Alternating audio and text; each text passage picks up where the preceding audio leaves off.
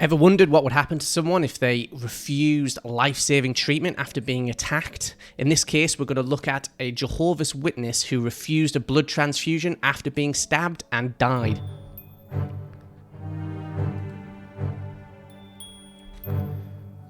Jacqueline Woodhead was an 18-year-old devout Jehovah's Witness who took the tenets of her faith very seriously.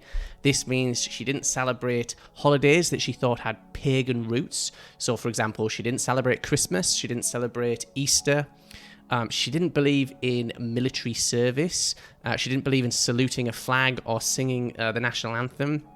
But most importantly for this case, she didn't believe in blood transfusions because for Jehovah's Witnesses, some parts of the Bible are interpreted as directly saying that you're not allowed to have a blood transfusion. They directly reject the idea of taking blood from another person because blood is sacred. Now, on the afternoon of May the 3rd, 1974, Robert Blau, someone who later pled guilty to indecent assaulting a few other women at the time as well, so he was obviously, a kind of sexual predator type, entered Jacqueline's home and basically asked for sex. When Jacqueline refused, he did something that was obviously really shocking, but not at all surprising for a guy who thought that it was a good idea to bust into a young woman's home and demand sex. He got really angry. He stabbed Jacqueline 4 times in her own home and ran away. So it seems that incels aren't as new of an invention as you might have thought. Jacqueline went stumbling from her home, bleeding profusely from all of her wounds, out into the street and collapsed in front of her neighbour's front door. The neighbour called the ambulance and she was taken and put immediately in the intensive care unit in her local hospital.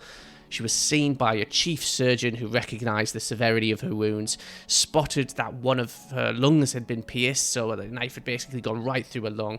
She needed emergency surgery in order to survive, but the surgeon had also spotted that she'd lost an enormous amount of blood from the stabbing. He said that she needed a blood transfusion. Jacqueline actually overheard these discussions and immediately told the medical staff that, to everyone's surprise, she did not want a blood transfusion. Her faith forbids blood transfusion, and she just said no.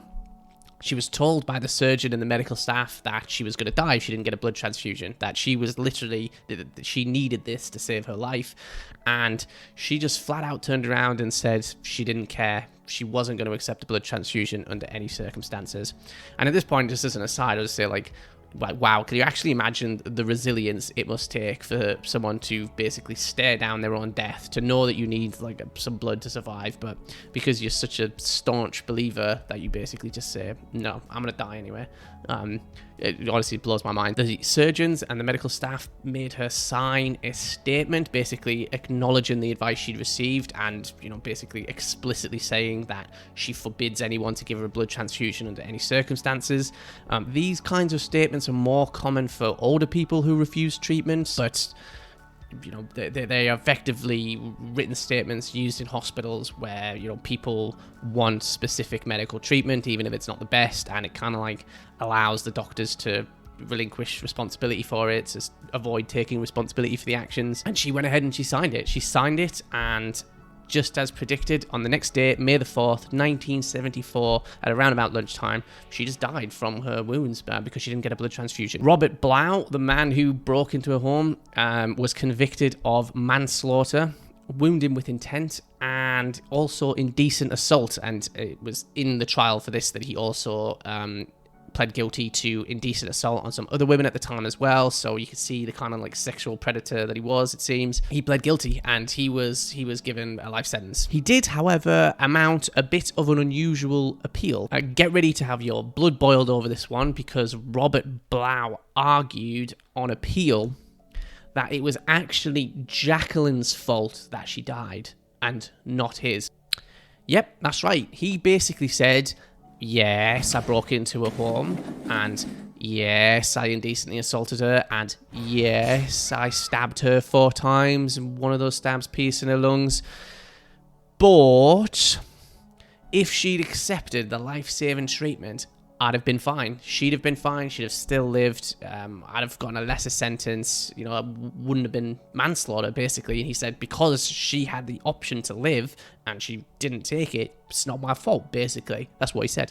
Well, to be fair to him, it was his legal team, not him. But you get the idea. So while you may be appalled at the gall of this argument, and I do share your sentiment, hopefully you see that there's at least an interesting question to be asked underneath this. Is there anything a victim could do to make matters worse that will effectively reduce the responsibility of the criminal behind it? While he was obviously a scumbag, he did have a point. His legal team did have a point, is that if you refuse to save yourself, whose fault is that? In this particular case, you will probably be pleased to hear that the answer to this question is no. No, it wasn't Jacqueline's fault. Sitting in the Court of Appeal, Lord Justice Lawton basically told Robert Blau to go away with this sort of argument. He said it wasn't Jacqueline's fault, and in doing so, he relied on an old rule. This is called the thin-skulled rule. And the thin-skulled rule basically just says, it's been reformulated across different cases, but it basically just says that you have to take your victims as you find them. If I was to go out on a night out in a bar or something like that and punch someone in the face or in the head, and it turned out that they had like a really fragile skull, and while my punch might have just hurt or, you know, or just been very minimal damage to someone ordinary, with this person with their thin skull, if I killed them, I can't turn around in court and blame their thin skull on their death instead of my punch. I can't say that, well, you know, if I punched someone normal, it would have been fine. It's not my fault they were particularly susceptible to be damaged by a punch. Like, what's that got to do with me? Basically, I have to take my victims as I find them. And if that sounds a bit harsh, well, I guess the message coming from the law is don't go around punching or stabbing people because they might have a thin skull, or in this case, they might be a Jehovah's Witness. That means that Robert Blau was forced to take Jacqueline as he found her, an iron-willed woman of faith who was prepared to die for what she believed in, and did die. What do you think, though? Do you think that the judge maybe went a bit too far in this case? Do you think that Robert, you know, did have less responsibility for what happened, notwithstanding his obviously heinous actions? Did he have less responsibility for the death than he was held to in this case? Let me know what you think in the comments below. And if you're interested in this kind of case, be sure to like and subscribe to catch future uploads, because I'll be going over lots of cases like this where maybe things went the other way. So stay tuned for them. Thanks, and I'll catch you in the next video.